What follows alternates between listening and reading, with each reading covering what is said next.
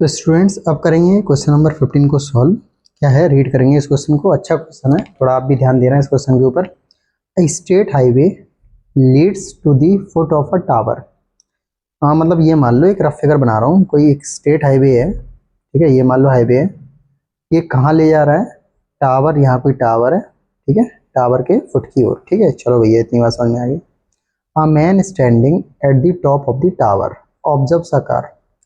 तो कोई टावर के ऊपर कोई व्यक्ति खड़ा हुआ है जो क्या ऑब्जर्व कर रहा है? कार को ऑब्जर्व कर रहा है at an angle of depression of 30 degree. तो देखो भाई, एंगल ऑफ डिप्रेशन मतलब उसमें मतलब ऊपर से नीचे की ओर देख रहा है, तब जो एंगल बनता है उसको एंगल ऑफ डिप्रेशन बोलते हैं। जैसे अब इसके हिसाब से हॉरिजॉन्टल लेवल तो ये हो गया, ठीक है। और जो एंगल बनना है, मान लो यहाँ कहीं कार है, ठीक है, यहाँ कहीं कार है, तो इससे जो एंगल बनना है ना इसका, वो कितना बनना है? 30 डिग्री बनना है, ठीक है। इतनी बात क्लियर है। अब यहाँ भी एंगल 30 डिग्री बनेगा, क्यों? क्योंकि भाई आपको पता है क्यों, अल्टरनेट इंटीरियर एंगल, ठीक है। अगर ये वाला एंगल 30 डिग्री है तो ये भी 30 डिग्री ही होगा। इतनी बात पकड़ में आ गई। आगे, विच is approaching the foot of the tower. तो जो कार है ना, ठीक, ये किसको अप्रोच कर रही है, मतलब ये किसकी ओर बढ़ती जा रही है? हाँ, जो टावर है उसके फुट की ओर, ठीक है, विद यूनिफॉर्म स्पीड। अब देखो यार, ये जो यूनिफॉर्म स्पीड है, इसका मतलब होता है कि उसकी स्पीड चेंज नहीं हो रही, उसकी स्पीड सेम है, ठीक है। जब स्पीड सेम होती है तो उसको क्या बोलते हैं? Uniform speed. 6 second later, 6 second बाद, the angle of depression is found to be 60 degree. अब मान लो यहाँ से यहाँ तक में 6 सेकेंड हो गए होंगे उसके, ठीक है। तो फिर जो एंगल बनना है, फिर जो एंगल बनना है कार का, मतलब कार यहाँ पहुँच गई होगी, फिर जो एंगल बनना है वो कितना बनना है? 60 डिग्री, ठीक है। इतनी बात पकड़ में आ गई। Find the time taken by the car to reach the foot of the tower from this point. तो इस पॉइंट से इस पॉइंट तक कार ने कितना टाइम लगाया, वो हमें बताना है, ठीक है। आई होप आपको क्वेश्चन समझ में आ गया है। अब ये था रफ फिगर। अब मैं आपको क्या है, इसके एक सही तरीके से फिगर बना के इसको मैं समझाऊंगा। पहले आप ये बताओ, आपको इतना समझ में आ गया है तो फिर आगे बढ़ें, ठीक है। तो चलो अब आगे बढ़ते हैं। चलो दोबारा इस क्वेश्चन को पढ़ेंगे और एक रफ फिगर बना लेते हैं। A state highway leads to the foot of a tower, ठीक है। ये अपना टावर हो गया है, ये अपना क्या हो गया? ये हाईवे हो गया है, ठीक है। चलो इतनी बात क्लियर है। A man standing at the top of the tower observe a car eight an angle of depression of 30 degree. वही जो एंगल बनना है पहला अपना, वो कितना बनना है? 30 डिग्री का बनना है। तो ये लो 30 डिग्री एंगल बना देते हैं। ये लो यहाँ 30 डिग्री लिख दिया, यहाँ भी 30 डिग्री लिख दिया। Which is approaching the foot of the tower with a uniform speed. 6 second later the angle of depression is found to be 60 degree. 6 second बाद जो एंगल बना वो बना 60 डिग्री, ठीक है। तो ये 60 डिग्री हो गया, ये भी 60 डिग्री हो गया, ठीक है।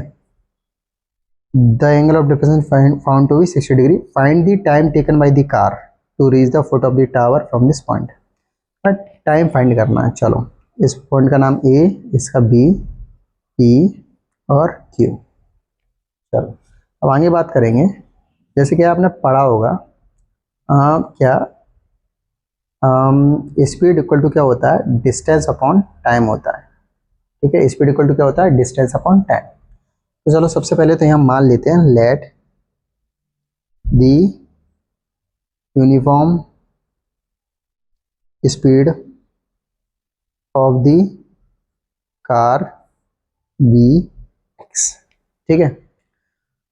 अब P से Q तक, P से Q तक क्या है? डिस्टेंस है ना। तो अगर P से Q तक की हमें डिस्टेंस फाइंड करनी है, यहाँ यहीं लिख देते हैं, distance from P to Q। P से Q तक की डिस्टेंस फाइंड करनी है। देखो, स्पीड इक्वल टू क्या है? डिस्टेंस अपॉन होता है टाइम, ठीक है। तो अगर हमें डिस्टेंस निकालनी है तो speed into time equal to D. इतनी बात पकड़ में आ गई। अब P से Q तक के लिए, P से Q तक के लिए कितना टाइम लगा था? मैं 6 सेकेंड लगे थे। और यूनिफॉर्म स्पीड है तो क्या हो गई? x। डिस्टेंस क्या होनी चाहिए अपनी? 6x। तो distance from P to Q क्या हो जाएगा? 6x। यहाँ हमने क्या लिख दिया? 6x। ठीक, ये हमारी क्या है, डिस्टेंस है। तो बी क्यू की distance from Q to B लिख दो या बी टू क्यू लिख लो, बात तो बराबर ही है। तो यहाँ से यहाँ तक की हमें टाइमिंग नहीं पता, तो यार भाई टाइमिंग नहीं पता, स्पीड तो पता है, स्पीड तो एक्स है, तो स्पीड इनटू टाइम, डिस्टेंस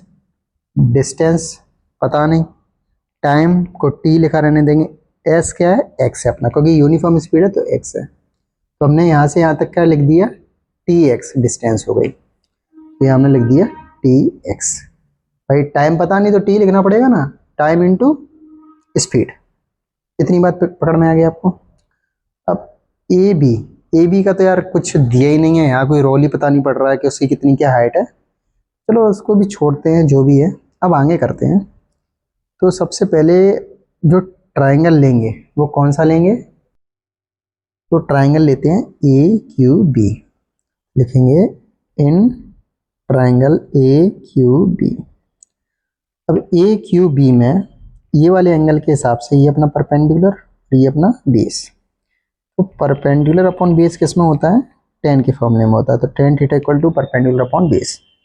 अब यहाँ जो थीटा है, एंगल कितना है अपना 60 डिग्री, परपेंडिकुलर कितना है अपना ए बी, बेस अपना कितना है टी एक्स, लिख दिया भाई। टेन 60 डिग्री की वैल्यू कितनी होती है, √3 ए बी, ठीक है, अपॉन टी एक्स, ठीक। और सॉल्व करेंगे तो ए बी इक्वल टू कितना आ जाएगा, √3 टी एक्स, ठीक है। इतनी बात पकड़ में आ गई आपको। अब आगे दूसरा ट्राइंगल क्या लेंगे, now in triangle A P B,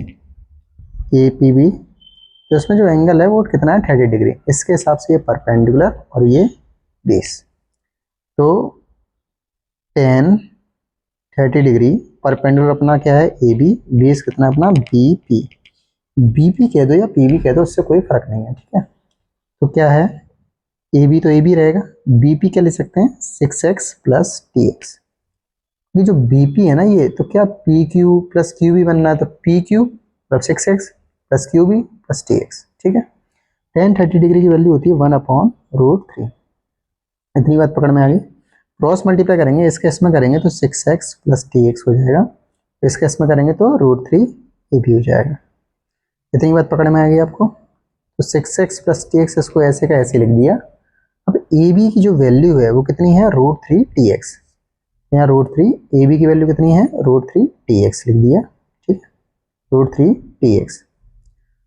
आगे देखेंगे, ठीक, 6x प्लस टी एक्स, √3 का √3 मल्टीप्लाई करेंगे तो 3 आएगा, तो साथ में टी एक्स आएगा। तो 6x plus T x, x common ले लेंगे, तो 6 प्लस टी, यहाँ 3 टी एक्स, एक्स से तो एक्स कट जाएगा, 6 plus T equal to 3t, 6 equal to 3t, ये प्लस का टी इधर आएगा, माइनस का टी हो जाएगा, ठीक। 3t में टी जाएंगे तो बचेगा 2t इक्वल टू 6, ये 2 इसके नीचे आ जाएगा डिवाइड में t, इससे इसको काटेंगे तो कितना आएगा 3। तो एंडिंग में अपना जो आंसर आएगा t इक्वल टू क्या हो जाएगा 3 सेकेंड। बात पकड़ में आ गई, क्योंकि यहाँ क्या था, इधर tx लिखा था, तो टाइम फाइंड करना चाहिए था ना, टाइम फाइंड करना था अपन को, तो टाइम अपना कितना आ गया 3 सेकेंड। तो क्वेश्चन में हमसे जो पूछा है, क्या पूछा है कि find the time taken by the car to reach the foot of the tower from this point. तो जो हमारा टाइम लग रहा है, time taken to reach the point from this point to this point is 3 second, ठीक है। तो आप इसको वीडियो पॉज करके इसको नोट कर लो। आई होप ये आपको समझ में आ गया होगा। थोड़ा सा अजीब सा क्वेश्चन है, अपनी तरफ से मैंने बेस्ट ही दिया है, बाकी आप खुद डिसाइड करो कैसा था। अगर आपको ये वाला मेथड अच्छा नहीं लगा या समझ में नहीं आया तो मेरे पास और भी मेथड हैं, अगर आप कमेंट करोगे तो इसके लिए, इस वाले क्वेश्चन के लिए मैं एक अलग से वीडियो बना के आपके लिए डाल दूंगा, ठीक है।